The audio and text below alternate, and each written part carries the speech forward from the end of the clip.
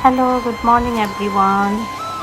आज चाहिँ म बिहान अलिक छिटै उठेँ। बिहानीको मौसम मेरो घरबाट कति राम्रो क्लियर देखिन्छ अनि म चाहिँ सबै यो भ्यू हेर्न एकदम आनन्द लाग्छ। त्यसपछि लागि म बिहान उठेर दैलो पूजा सकेपछि नुहाउनुतर्फ नुहाइ धुवाइ सकेँ अनि आज हाम्रो प्लानिङ थियो मह काट्ने होइन। मौरीले चाहिँ कतिको पारेको छ त्यो हेरेर अनि मह काट्ने प्लानिङ मात्रै माने।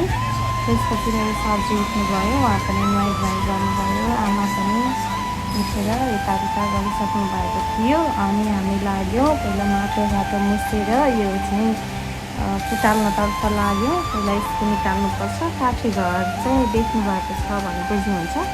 अनि मलाई चाहिँ म खानाभन्दा पनि यस्तो हेर्न एकदम मजा लाग्छ। त्यतापट्टि हेरेको खासै त्यताबाट चाहिँ त्यो साइडबाट थिएन होइन, सानो पालबाट हामी हेऱ्यौँ। यतापट्टि र यतापट्टि दुई साइड हुन्छ नि त। अनि नेक्स्ट साइडबाट खोल्यौँ, त्यतापट्टि चाहिँ लगाएको थियो तर लेट भएछ, अलि पहिल्यै काट्नुपर्ने रहेछ सायद।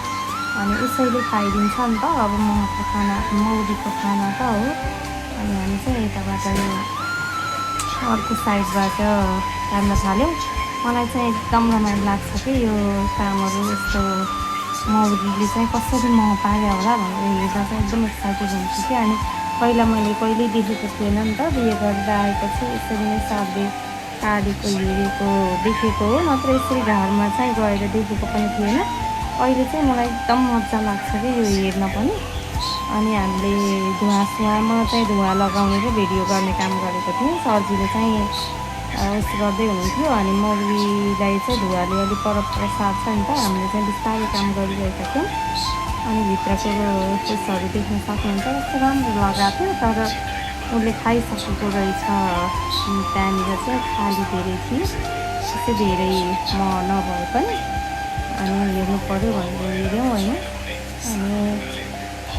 अनि हेर्न एकदम आनन्द लाग्छ। बिहानीको मौसममै गएको थियौँ। आज बिहान त पानी परेर पनि शीतल भएको थियो।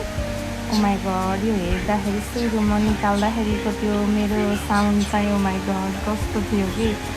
अनि मलाई त कतिखेर निकालेर हातमा डिगाउँदा जस्तो भइसकेको थियो। तर त्यो खान फेरि मलाई त्यस्तो उस हुँदैन, त्यही बिहानमा पानीमा राखेर खाइयो, नत्र यस्तै चाकासँगै खानु हुँदो रहेछ खानेले त होइन।